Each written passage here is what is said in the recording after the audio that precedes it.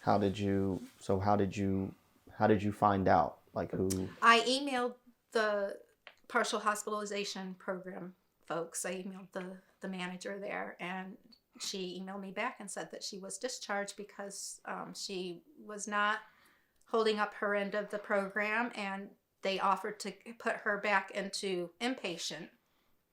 She was failing the drug test, and when you're at partial hospitalization, you kind of got to be beyond that. I guess I'm not, I still have a lot to learn,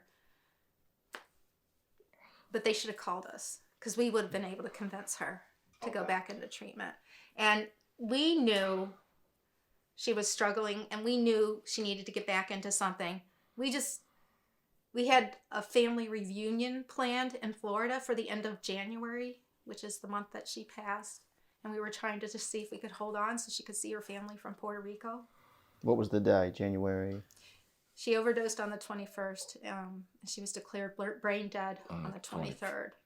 23rd, yes. Of January of 2019. Okay. So I'm assuming, was this like you guys were in the hospital with her? Yes, so she overdosed here in our house. Yep. The night... it was a Sunday. Yeah. Well, Sunday, Monday morning, because I stayed with her. Were you guys both here? We were both here. So the day before it happened on Sunday, she had broken up with Dan, her boyfriend, Cameron's father, her little boy's father, a week or two prior. And she went with another guy that she had dated previously. And they were here on a Sunday. She was taking her son to visit his father. Well, the new boyfriend was tracking her on his phone through Google Maps, and he said to us, she's not over at Dan's dropping Cameron off. She's over at this other kid's house, who was the kid that we knew she used heroin with. So I said, can you go over there to my husband?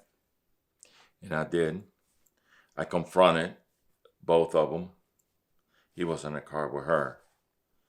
And, I kind of laid on him, Anyway, Nadia took off, and then I went, and then eventually I called her, and she came home. And then that Sunday, I was in the basement, and I spent pretty much, didn't sleep.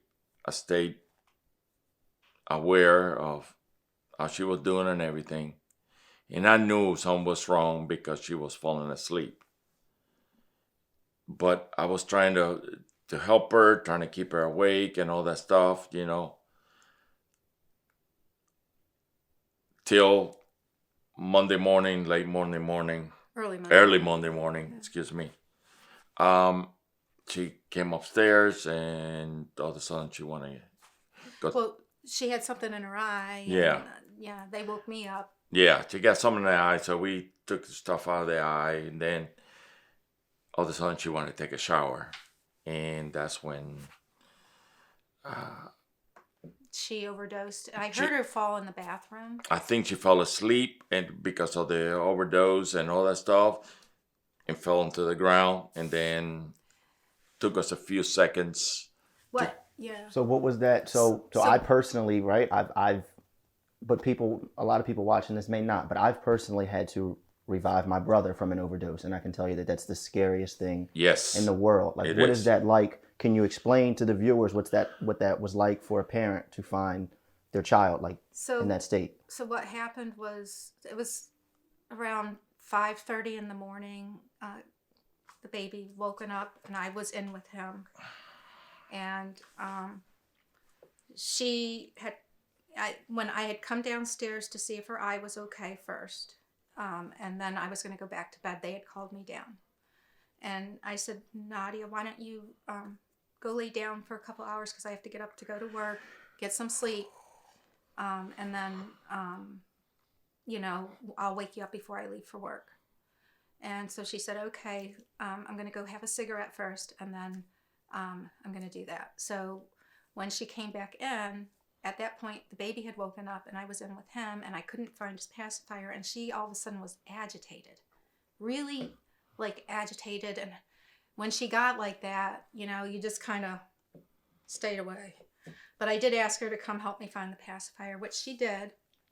And then she asked to borrow something out of my bathroom.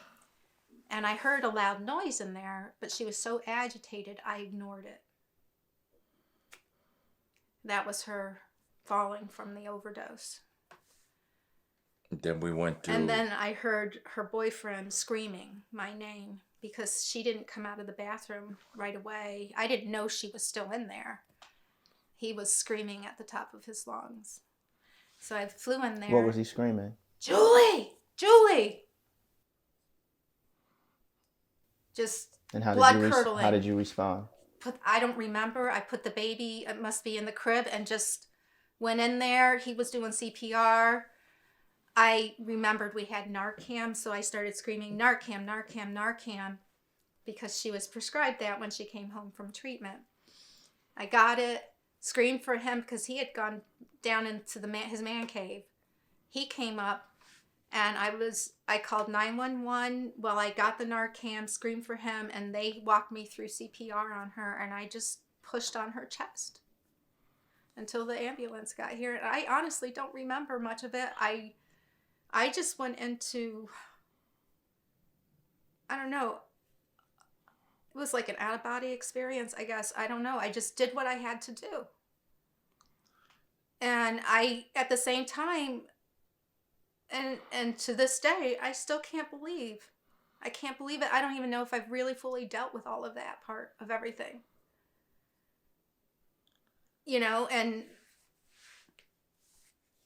It was... I remember seeing her being wheeled out of the house with Yep. that thing pushing on her chest, bringing her down. Yeah. How did that make you feel? Awful. I couldn't believe what I was seeing, and I couldn't believe it. Yeah, it was. Then we went to the hospital, went to the emergency room. We had to call Dan to get him here for Cameron. And then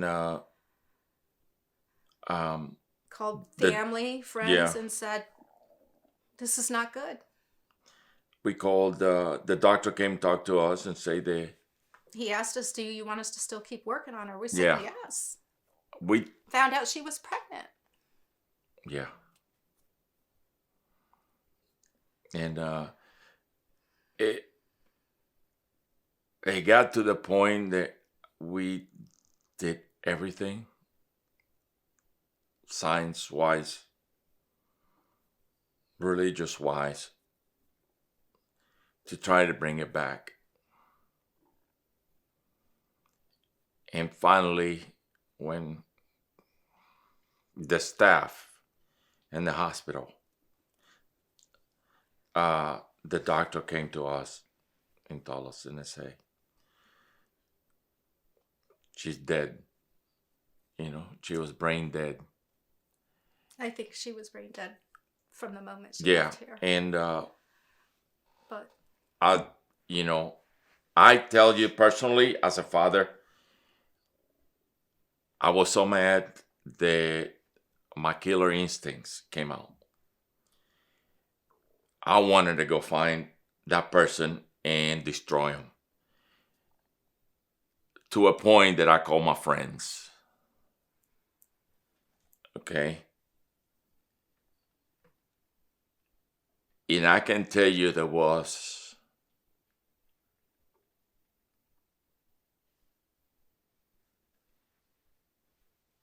a dark side in me that came out. And it wasn't pretty. Okay? I can imagine if fathers would go through that, okay? Because it's your child. For crying out loud, it's your child. You're not supposed to bury your child. Okay? The person that was counseling us and treating us and all that stuff, I've been the only person in my life that have been able to crack my skull as far as my PTSD and kind of put some sense into me about things in life.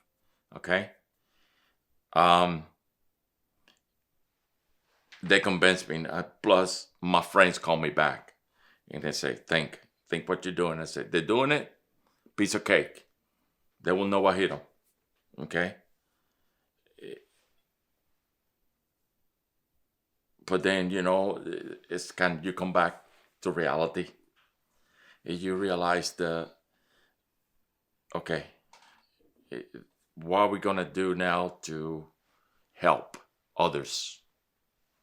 And that's when I realized that I ran into other people that been through the same thing. They lost kids, lost family members.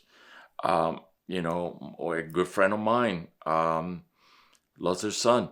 It watched their son die in front of them. A friend of ours watched their nephew.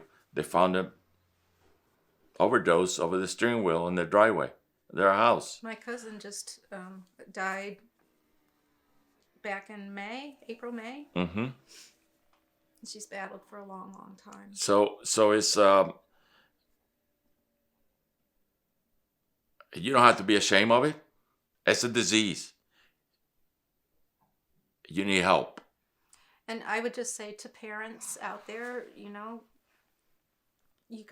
not be afraid. Nope. I'm part of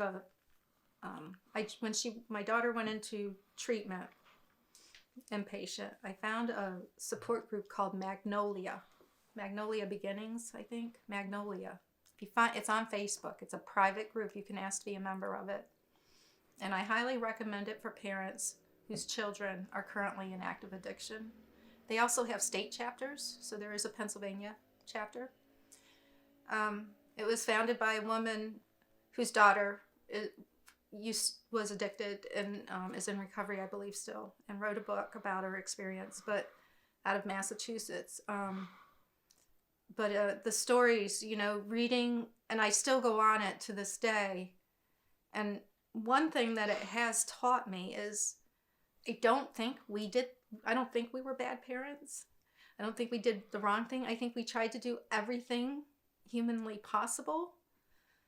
We didn't know enough about this disease. We always felt like we had to have proof, and it was so challenging. But so you get advice. You get a lot of advice on this site, and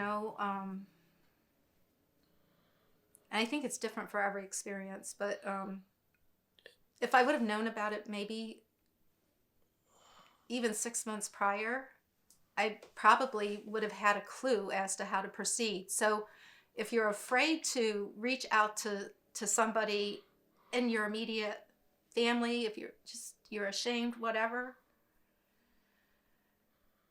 this is a group you can join online through Facebook called Magnolia and get a lot of information that might help you navigate these waters a little better than we were able to. And now I'm a member of another group on Facebook that's for losing a child to addiction or substance abuse disorder, and or substance use disorder. I'm sorry, substance use disorder. I didn't want to say abuse, but and it is a source of support.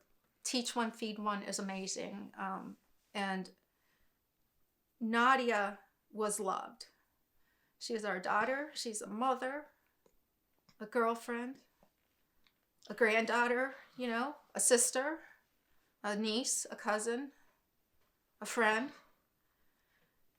She was a figure skater. She played soccer and basketball. She loved drama. She was part of the drama club at her high school. She loved that. Very artistic, creative. Yes, very creative. Loving.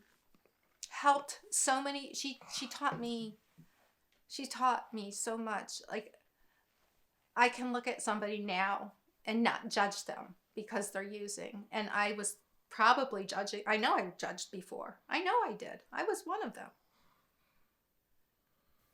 So touching on that a little bit, and then touching on Domingo, something you said a little earlier, right? To lose anyone you know, not just a child, but especially a child, is a for any reason is a tragedy, right? So I guess, how does it feel for you, having lost your daughter to this disease, to have people, I guess, trivialize it or undervalue it or put an asterisk by it because she passed away because of an overdose, and because of the stigma that's attached with it? There's kind of like, where, as opposed to if there was, you know, she died from, let's just say, cancer or something like that, they would, oh my God, that's so sad. But kind of, with this, it's kind of like an asterisk by it, and it's like, oh well, how does that feel? To me, I can tell you that I learned a lot, okay, through this, okay. When I tell other people, they ask me, well, what happened to your daughter and everything? I said, my daughter was very sick. She had a disease. She used drugs, killed her. Okay? You can tell by the expression how they look at you different. And I do.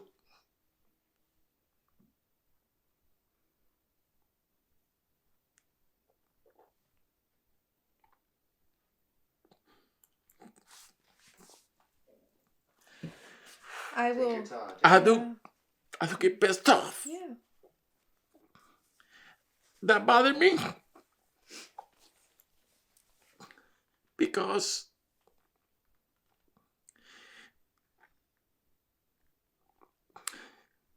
it's a disease. You need help.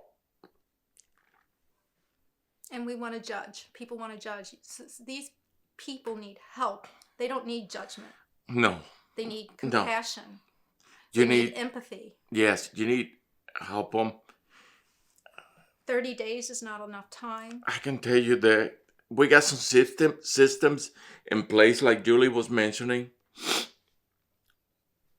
But to me, there's some people that 30 days might be okay. And there's some people where it might take a lot longer than 30 days to overcome the hurdle. What was the root cause that drove them there? There's so much that you have to dig into. You've got to really peel the layers of the onion back. You know? Like I said, we want the parents to understand. I said, we're not experts. We had to learn on the run. Because we had an incident that happened to us, and that's how we learned, because we didn't know squat. I'm telling you that right now, we didn't know nothing. Like Julie said, I probably judge people that use that, but I also can tell you, honest to God, I also try to help some of my friends. I did. But I'm not an expert. We need more people to help, okay?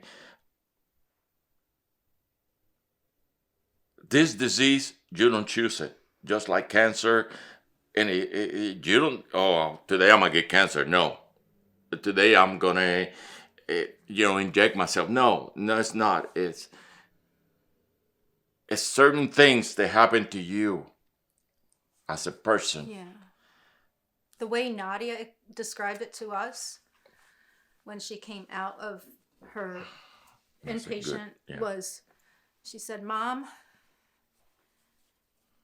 the only way I can describe it is it's like primal instincts take over and you're just not in control. It's just very primal. That's all she kept saying. It's just so primal. And anybody out there that's in recovery, like you, Darnell, and anyone, you guys are the strongest people on this planet. I swear, this disease is a family disease because of the nature of this disease. It has affected us. Things have changed. I know my brain is different. I have memory issues. I have emotional troubles. and things that have never bothered, I've never had to deal with before. And I'm just going to use everything that I have learned from Nadia to help others. And try to provide hope to others, because in Nadia's short life, she helped others in this situation. And she talked to us about it. Mom, so-and-so, it's really bad. I got to go find this person. Nobody else is looking for this. Like, she was the one to do that. How many times I remember going with her. It drove us nuts because we always were afraid. We didn't have trust in her at that point. She was, even when she was using, she was out there helping people. And people went to treatment. People sought out help because of her. Yeah. People have told us we've gotten. She was studying to be go into cosmetology beauty school. Yeah. And I recently just got a message from a student, one of her classmates, saying, Nadia was the only one that ever understood her. That, if it weren't for Nadia, she doesn't know where her life would be right now. And she's opening up her own salon. This girl is rocking it. And, where we've honored a couple of young women in Nadia's name through the scholarship. And last week when we honored Cass, or 2 weeks ago, for Cass to say, and she said it to me a few different times, she can't believe how fast her and Nadia connected. She says, I never met somebody and connected so deeply with somebody in my life so quickly. That's who Nadia was. She gave her whole self to people, and if people would give her a chance. So we have to live with not having any of our dreams for her ever come true. You did, just backtracking a little bit, you touched on the fact that it is a family disease, which I know, all too well, but specifically she did leave you guys a beautiful baby boy. So I guess, how has it been raising him without his mother? Initially, I mean, it's a challenge because they live here, and we're at another phase in our life, but we are so blessed to have him and his father here. He just is pure joy, just like Nadia was. Some of his little ways about him remind me of Nadia. Yes. And he looks a lot like her. The blonde hair and the blue eyes are his dad. But the facial expressions and the dimples and the eyes, It's hilarious how identical a lot of the stuff are. And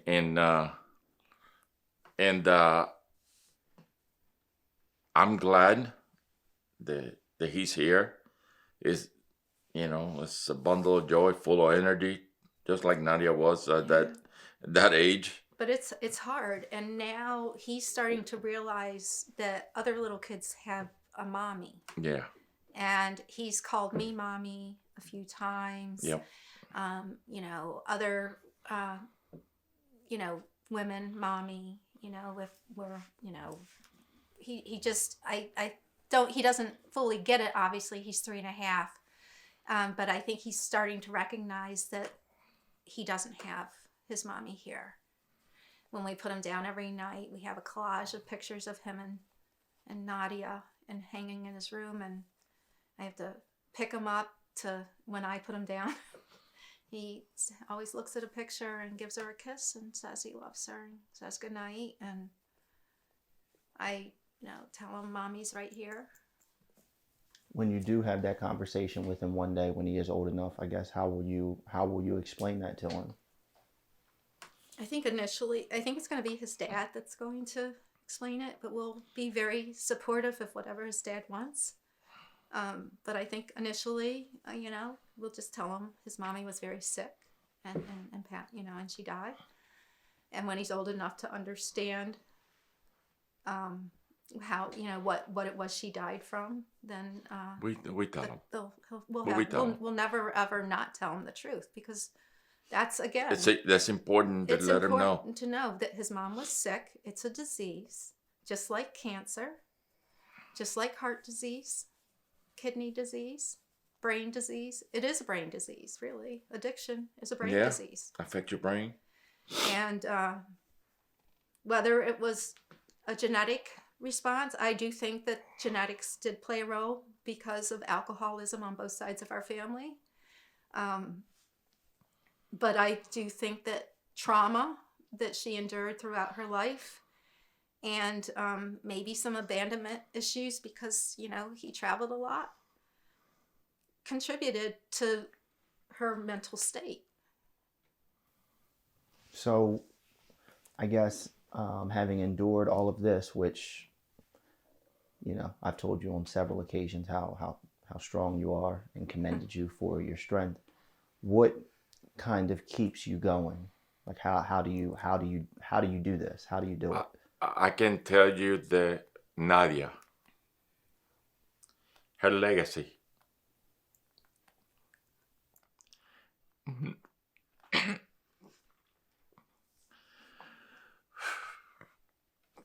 Knowing I'm a tough guy, just so you know, but it comes out of me. Knowing that she saved 6 people by donating her organs, keep me going to help, and I want to help. I catch myself talking to other people about the disease, and I get surprised how they open up to me and tell me, you know, my nickname is Lopes. They say, hey, Lopes, I've been there. I've done that. I was hooked up to pills. I did this for this many years. I was in depression. I did this. And one day, you know, what I don't think a lot of people don't understand is not everybody's wired the same. Everybody reacts to something different. You know, I react to something different than you will, or my wife, or anybody, you know. But he told me, and I say, listen, Lopes, one day I just couldn't take it no more. And I grabbed the Bible and read the Bible from front to back. And that took me out of it. And, you know, but that's different. Everybody reacts different. Okay? I know that before my friend's son died, he had been going in and out of recovery centers like 10 or 15 times. Okay? And kept going, you know. So what's going to keep us going to the day I take my last breath in this world is I'm here to help others. You know, I'm not an expert by no means. I know the pain, and my pain is a little different than my wife. We even know that we feel the same pain of losing a daughter. But I went through the pain of losing my dad, losing my best friend, and losing another real close friend of mine right behind each other. And then I lost my daughter. So all that came together in there enough to make anybody go, you know, bonkers, you know.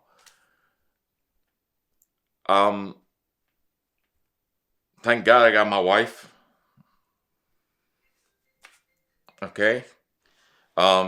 Because she had been a rock. Without her, and I don't know where I've been. I can tell you that, honest to God. And she's been the one that always helped this household stay together. And I can tell you that this disease can take a family apart or can bring it together. Tighter than before. And I can tell you, in our case, we are very tight. Our whole family. From my side of the house, her side of the house, we help. We are looking for signs, per se, indications. Some, I'm always talking to my nephews and my nieces and everything, how it's going, everything is, how you deal with stuff, That's what we have to do. If not, we can lose a lot more people. And we lose a lot more people to all this stuff, because not everybody is the same to deal with pain. This disease causes pain. Go ahead. For me, Nadia's legacy is Cameron, her son. He is absolute pure joy to me, and both him and my other grandchildren in Texas keep me going. They are our future, and they bring me so much joy. And just knowing what Nadia did, learning a lot about her life now that I didn't know when she was with us. I've learned from her friends and from her boyfriend, Dan. And that she was such a loving, open person. She went out of her way to help her friends in need. People that, some people would look at and just go, yeah, I'm not helping that person. Yeah. They're dirty, or, because that's the disease, That's the stigma of it. And she was the first, I have to continue that legacy. There's no choice. That is my calling. I always, I never felt a calling so strong in my life until now. I have to continue doing what she was doing, and that's helping those that are suffering the same way she did, and bringing awareness. I don't want to interrupt you. That just brings me to my next question, which is you're very, very active in the community. I follow you on Facebook. Obviously, we're a lot closer than just Facebook friends, but I see you're very active in the recovery community, and you're very open about it. Nadia, looking down on you and the work that you're doing now, what do you think she's, I guess, saying to you? What do you think she's my biggest fan. I think this is what she wants me to be doing. Yeah. And do it, Mom. Go, Mom. Come on. We're in this together. And I just, I think she's guiding me in a way. I don't know how to describe it. It's a very spiritual feeling. It's but I wish she was freaking here. Yeah. And that we could do this, I want her back. I just want her back. So, I guess my last question to wrap everything up, right? So, what would be your message to other parents? So, Corinne sitting next to me is a parent. Maurice behind me is also a parent. Not saying that they do think this way, but there are many parents who are unfamiliar with the disease who might think, well, it's not really that important to pay attention to because this will never happen to me. My kids will never go down that path. What is your message, I guess? I can tell you that been there. Thought the same way. This will never happen to me. I raised my kids a different way. Don't think that way. It can happen to anybody. It can happen to the richest man in the world. It can happen to the poorest man in the world or person in the world. You need to pay attention of what's going on around you and everything. In our society, we live in a society where they look at you different. You're different. The color of your skin, you're this or that. Oh, he got more money. he driving a BMW, he driving this, and ooh, you know.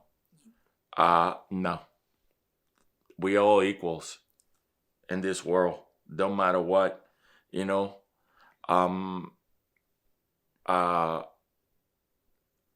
Pay attention to your kids. Listen to them.